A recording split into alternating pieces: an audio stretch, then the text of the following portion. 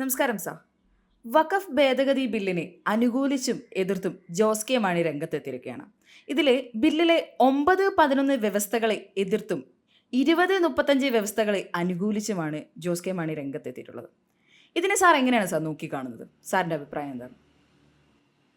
ഇന്നലെ ജോസ് കെ മാണിയെ ഈ രാജ്യസഭ കിടന്ന് ഉരുളുമായിരുന്നു. ഈ ശയനപ്രദർശനം എന്നൊക്കെ പറയത്തില്ല, നമ്മൾ ഈ പാപം മാറ്റാൻ വേണ്ടി.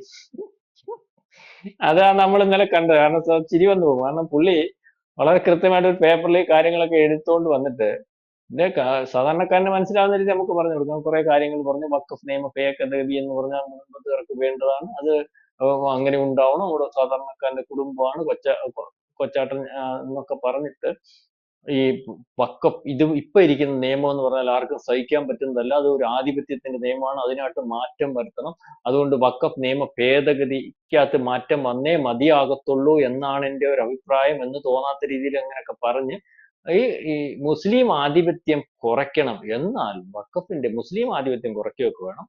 എന്നാൽ വഖഫ് ആക്ട് വരുന്നതിനകത്ത് മുസ്ലിമിന്റെ മുസ്ലിം അല്ലാത്ത ഒരു പ്രതിനിധിയെ കയറ്റുന്നതിനകത്ത് എനിക്ക് അഭിപ്രായം.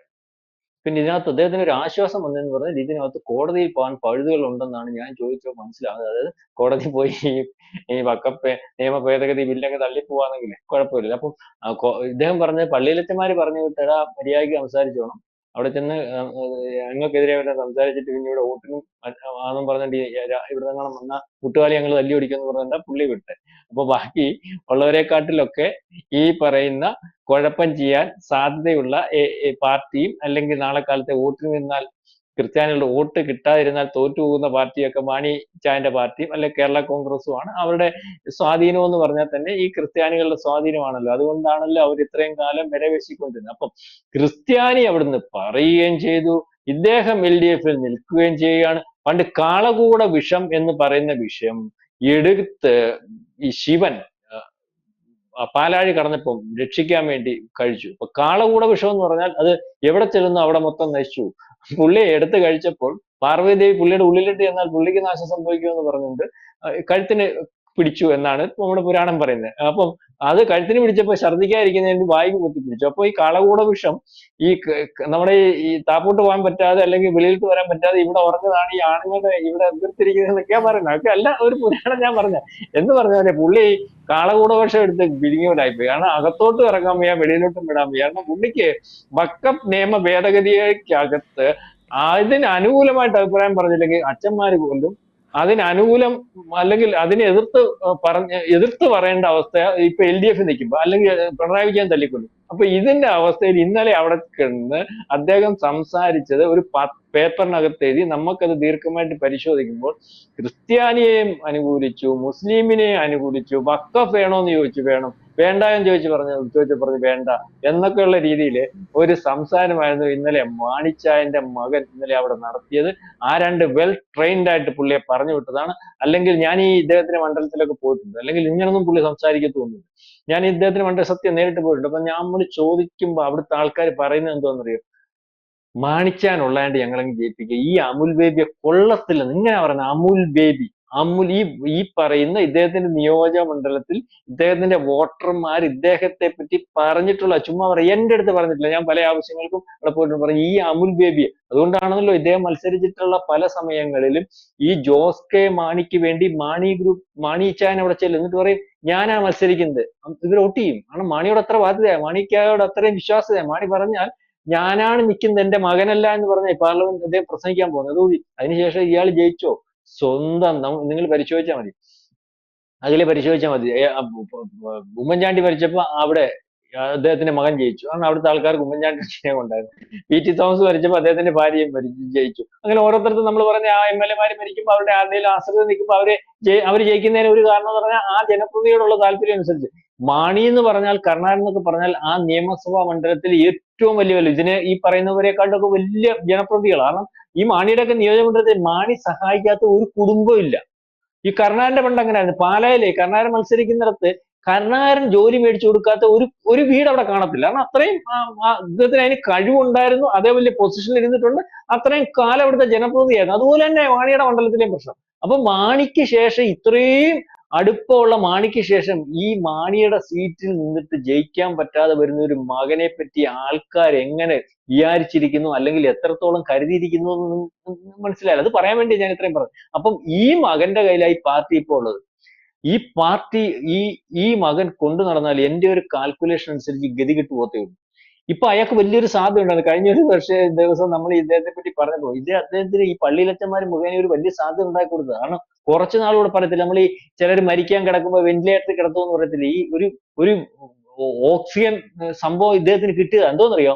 ഇന്നലെ പള്ളിയിലച്ചന്മാർ പറഞ്ഞില്ലേ, ഈ പള്ളിയിലച്ചന്മാർ പറഞ്ഞു ഇതുപോലെ ഞങ്ങൾക്ക് അനുകൂലമായിട്ട് വോട്ട് ചെയ്യണം. ഇയാൾ പറഞ്ഞു എനിക്ക് സഭയ്ക്ക് ബാധ്യതയുള്ള പാർട്ടിയാണ്, അല്ലെങ്കിൽ ഞങ്ങളുടെ വോട്ട് സഭയെ അല്ലെങ്കിൽ ക്രിസ്ത്യാനികളുടെ വോട്ടോ, ഞങ്ങൾക്ക് ക്രിസ്ത്യാനി അങ്ങോട്ട് പുറംതിരിഞ്ഞ് നിൽക്കാൻ നോക്കത്തില്ല. മാണിക്ക് എന്നിട്ട് പറഞ്ഞിട്ട് ഇന്നലെ അവിടെ ചെന്നിട്ട് ഈ വോട്ടിങ്ങിനകത്തൊന്ന് വിട്ട് നിൽക്കുകയും സംസാരിക്കുകയും പൂർണ്ണമായിട്ടും മുരമ്പത്തുകാർക്ക് വേണ്ടി സംസാരിക്കുകയും പള്ളിയിലെ വിഭാഗമായിട്ട് സംസാരിച്ചാൽ മതിയായിരുന്നു. അല്ലെങ്കിൽ വോട്ട് ചെയ്താൽ മതി. രാജ്യസഭയിൽ വോട്ട് ചെയ്യുമ്പോൾ ഇദ്ദേഹത്തിന് ഇപ്പൊന്നും കൊടുക്കാൻ, അദ്ദേഹം ഒരു MP അല്ലേ ഉള്ളൂ, വോട്ട് ചെയ്തു, അത് വലിയ ചർച്ചയായി.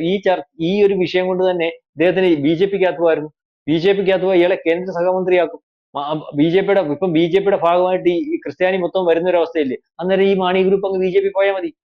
നാളെ കാലത്തെ ആ ഒരു ഇത് വെച്ച് തന്നെ മാണിക്ക് വേണമെങ്കിൽ BJP-യുടെ ഭാഗമായിട്ട് എളുപ്പത്തിൽ പറ്റുന്നതിന് ഒരു അവസരം ഇവിടുത്തെ പള്ളിയിലച്ചന്മാർ ഒരുപക്ഷെ ഇൻഡയറക്റ്റ് ആയിട്ട് ഉണ്ടാക്കി കൊടുത്തതാണോ എന്ന് പോലും നമുക്ക് വിചാരിക്കാം. അല്ലെങ്കിൽ അങ്ങനെ ഒരു സാധ്യത വന്നപ്പോൾ ആ സാധ്യത ഇദ്ദേഹം കയറിയെടുത്താൽ മതി. ഇന്നലെ ഒരു പക്ഷേ അവിടെ കിടന്ന് ഉരുണ്ട കാര്യം വളരെ വൃത്തിയായിട്ട് പള്ളിയിലച്ചന്മാർ ഇന്നലെ തൊട്ട്, അല്ലെങ്കിൽ ഈ പറയുന്ന KCBC ഉൾപ്പെടെ സഭ ഉൾപ്പെടെയുള്ളവർ ഈ വിഷയത്തെ പറ്റി ചർച്ച ചെയ്ത് തുടങ്ങിയിട്ടുണ്ടെങ്കിൽ ഞാൻ കഴിഞ്ഞ ഒരു ടോക്കിനകത്ത് അഖില എടുത്ത് പറഞ്ഞ പോലെ അത് ഞങ്ങളുടെ സുരേഷ് ഗോപി ഉണ്ടായത് തന്നെ. ഇങ്ങനെ പറയുന്നത് ഇപ്പം പോയി, ഈ ബാക്കിയുള്ളവരൊക്കെ പോയി കേട്ടോ. നരേന്ദ്രമോദിയും പോയി, കിരൺ റിജ്ജുവും പോയി, അമിത്ഷായും ഒക്കെ പോയി. അത് ഞങ്ങളുടെ സുരേഷ് ഗോപി ഉണ്ടായത് കൊണ്ടാണ് കാര്യങ്ങൾ നേടിയെടുത്തത്. മുൻപത്തേരും പറയുന്നത് അത് ഞങ്ങളുടെ സുരേഷ് ഗോപി എന്നോടാവുന്ന കാര്യം പറഞ്ഞ് പുള്ളി അത് സാധിച്ചത്. അപ്പൊ ഇത് ഈ ഗ്ലാമർ മൊത്തം സുരേഷ് ഗോപിയുടെ കെയർ ഓഫിൽ പോയി, അല്ലെങ്കിൽ ആ കെയർ ഓഫിൽ BJP കിട്ടുന്ന ഒരു അവസ്ഥയുണ്ട്. രണ്ടാമത് ഈ സുരേഷ് ഗോപി എന്ന് പറയുന്ന ആള് പറയുന്ന കാര്യങ്ങൾ അതുപോലെ നടപ്പാക്കി കൊടുക്കുന്നതിന് വേണ്ടി വിശ്വസിച്ചേൽപ്പിക്കാൻ പറ്റുന്ന ഒരു രാഷ്ട്രീയക്കാരനായിട്ട് ഇപ്പൊ കേരളത്തിൽ മാറി. നിങ്ങളാരും വിചാരിക്കുന്ന റേഞ്ചല്ല അങ്ങനെ കൊണ്ടായിക്കൊണ്ടിരിക്കുന്നേ. കാരണം എല്ലാ കാര്യത്തിനകത്തും പച്ചയായിട്ട് മനുഷ്യൻ ആത്മാർത്ഥമായിട്ട് ഇടപെടുന്ന മനുഷ്യൻ, ഒരു സാധാരണക്കാരന്റെ കാര്യത്തിന് വേണ്ടി ഏറ്റവും അടുത്ത എളുപ്പത്തിൽ ബന്ധപ്പെടാൻ പറ്റുന്ന രാഷ്ട്രീയക്കാരൻ എന്നൊക്കെയുള്ള രീതിയിലേക്ക് ഇപ്പൊ ക്രിസ്ത്യാനിയൊക്കെ ജോസ് കെ മാണിയും സുരേഷ് ഗോപിയുടെ കൊണ്ടുവന്ന് ഒരു പള്ളി നിർത്താമെങ്കിൽ പള്ളിയിലെ ക്രിസ്ത്യാനി പറയും അച്ഛനങ്ങോട്ട് മാറിയില്ലേ, ഞങ്ങൾക്ക് ഇയാളെ മതി എന്ന് പറയും. അതേ രീതിയിലേക്ക് ആൾക്കാരുടെ ഇടയിലും ക്രിസ്ത്യാനികൾക്കിടയിലും ഒക്കെ വലിയ വലിപ്പത്തിൽ അംഗീകാരം കിട്ടി. കേരളത്തിലെ ഒരു വലിയ നല്ല രാഷ്ട്രീയക്കാരൻ, ഇവര് പറഞ്ഞ് കഴിഞ്ഞ ദിവസം ബ്രിട്ടാസ് പറയുന്നതായിട്ട് അടുത്ത പ്രാവശ്യം ഇയാളുടെ അക്കൗണ്ട് പൂട്ടിക്കുന്നു. ഇവന്റെ എല്ലാം അക്കൗണ്ട് പൂട്ടിപ്പോകും. സുരേഷ് ഗോപി ഇറങ്ങി ഇവിടെ കേരളത്തിലെ ഈ അടുത്ത പ്രാവശ്യം ഇലക്ഷനെ നേരിടുമ്പോൾ വലിയ എന്റെ ഒരു കാൽക്കുലേഷൻ പറയുക, നമ്മൾ ഈ പറയുന്ന കണക്കല്ല, സുരേഷ് ഗോപിയെ മാധ്യമങ്ങൾ മോശമാക്കി ഈ ജനം ഇദ്ദേഹത്തിന്റെ ചെയ്തിയും ഈ മാധ്യമങ്ങളുടെ പറച്ചും കൊണ്ട് തുലനം ചെയ്ത് ഈ സുരേഷ് ഗോപി ഈ മാധ്യമം പറയുന്നത് പോലെയും മറ്റ് രാഷ്ട്രീയക്കാർ പറയുന്നത് പോലെയുള്ള ആളല്ല. സാധാരണക്കാരൻ ആഗ്രഹിക്കുന്ന ഒരു രാഷ്ട്രീയക്കാരനാണ്, വിശ്വസിച്ച് കാര്യങ്ങൾ എത്തിക്കാൻ കൊള്ളാവുന്ന ആളാണ്, ഓരോ കാര്യങ്ങൾ ഏറ്റെടുത്തത് നടപ്പത്താവുന്ന ആളാണെന്നൊക്കെ. ഏറ്റവും അവസാനം ഈ മുനമ്പം വിഷയം എല്ലാവരും ഇപ്പോഴും പറഞ്ഞുകൊണ്ടിരിക്കുന്നതെന്ന് പറഞ്ഞാൽ മുനമ്പം വിഷയം കഴിഞ്ഞപ്പോഴും പറയുന്നത് സാധ്യമാകത്തില്ലെന്നാ. എന്ന് വെച്ചാൽ അതിനകത്ത് ക്ലോസ് ഇല്ലെന്നാ, മുനമ്പത്തുകാരെ രക്ഷിക്കാൻ മുൻകാല പ്രാബല്യം ഇല്ലെന്ന്. ഇന്നലെ കിരൺ റിജ്ജു രാജ്യസഭയിലും ലോകസഭയിലും മുനമ്പം ഒരു 18 വട്ടം പറഞ്ഞു. എന്തിനാ മുനമ്പം പറഞ്ഞേ?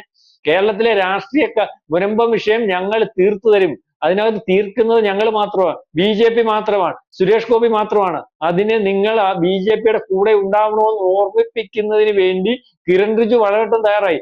സെക്ഷൻ 2 കൊണ്ടുവന്നിട്ട് ഈ മുനമ്പം വിഷയം തീർക്കുന്നതിന് വേണ്ടി അങ്ങനെ ഒരു നിയമത്തിനകത്ത് അങ്ങനെ ഒരു പഴുതുകൾ അവിടെ ഉണ്ടാക്കി.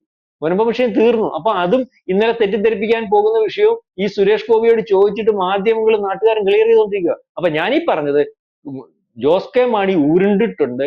ആ ഉരുളിച്ച കൊണ്ട് പ്രയോജനം ഉണ്ടാവുമെന്ന് എനിക്കറിയത്തില്ല. എന്റെ ഒരു കാര്യം പറഞ്ഞാൽ ഇതിനകത്ത് പ്രയോജനം ഉണ്ടാകുന്ന ഒരു അവസ്ഥയില്ല. ജോസ് കെ മാണി തീർന്നു.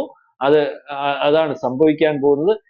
ജോസ് കെ മാണിക്ക് മാന്യമായിട്ടും അല്ലെങ്കിൽ അയാളുടെ ഭാവി വെച്ചിട്ടും ഒരു തീരുമാനം എടുക്കാമായിരുന്നു. അയാളെ കുറ്റം പറഞ്ഞിട്ട് കാര്യമില്ല. ഒരു രാഷ്ട്രീയക്കാരൻ അയാളുടെ അച്ഛനെടുക്കുന്ന പോലെ ഒരു തീരുമാനം എടുക്കണമെങ്കിൽ അതിന് കപ്പാസിറ്റി ഉണ്ടാവണം, ജനങ്ങൾക്കിടയിൽ ബന്ധം ഉണ്ടാവണം. എന്റെ ഈ തീരുമാനത്തിന്റെ കൂടെ അവിടുത്തെ ജനങ്ങൾ നിൽക്കുമെന്നുള്ള വിശ്വാസം വേണം. അത്തരത്തിലുള്ള രാഷ്ട്രീയക്കാരനാണെങ്കിൽ ആ രാഷ്ട്രീയക്കാരൻ ജനങ്ങൾക്കിടയിൽ നിന്ന് വളർന്നു വന്ന് ജനത്തിന് ബോധ്യപ്പെട്ട രാഷ്ട്രീയക്കാരനാകണം. ആ ഒരു ബോധ്യമില്ലാത്തത് കൊണ്ടാണ് ഇദ്ദേഹം പലവട്ടവും നിന്ന് ലോകസഭയിൽ നിന്നപ്പോൾ അതിനകത്തുനിന്ന് രാജിവെച്ചിട്ട് രാജ്യസഭ MP സ്ഥാനം വന്നപ്പോൾ MP ആവാൻ പോയത്. അന്ന് ഞാൻ ലോക്സഭയിൽ നിൽക്കുന്ന ആൾ അടുത്ത പ്രാവശ്യം ലോക്സഭയിൽ മത്സരിച്ചാൽ ജയിക്കത്തില്ലെന്നുള്ള ബോധ്യം കൊണ്ടല്ലേ അങ്ങനെ പോയത്. അപ്പൊ അത്രേ ഉള്ളൂ. ജോസ് കെ മാണി ഇപ്പൊ തീരും, അല്ലെങ്കിൽ ഈ ഓപ്ഷൻ ഇത് വെച്ചിട്ട് കുറെ നാളുകൂടി ഇപ്പം ഈ ഒരു അവസരം വെച്ചിട്ട് BJP-ക്കകത്ത് തന്നെ കുറെ നാൾ കൂടെ പോകുമായിരുന്നു. ഏതായാലും ജോസ് കെ മാണി തീർന്നു എന്നാണ് എൻ്റെ ഒരു വിലയിരുത്തൽ. Thank you sir. കൂടുതൽ വാർത്തകളും വിശേഷങ്ങളും നിങ്ങളിലേക്ക് എത്താൻ ABC മലയാളം സബ്സ്ക്രൈബ് ചെയ്യുക, ബെൽ ബട്ടണും അമർത്തുക.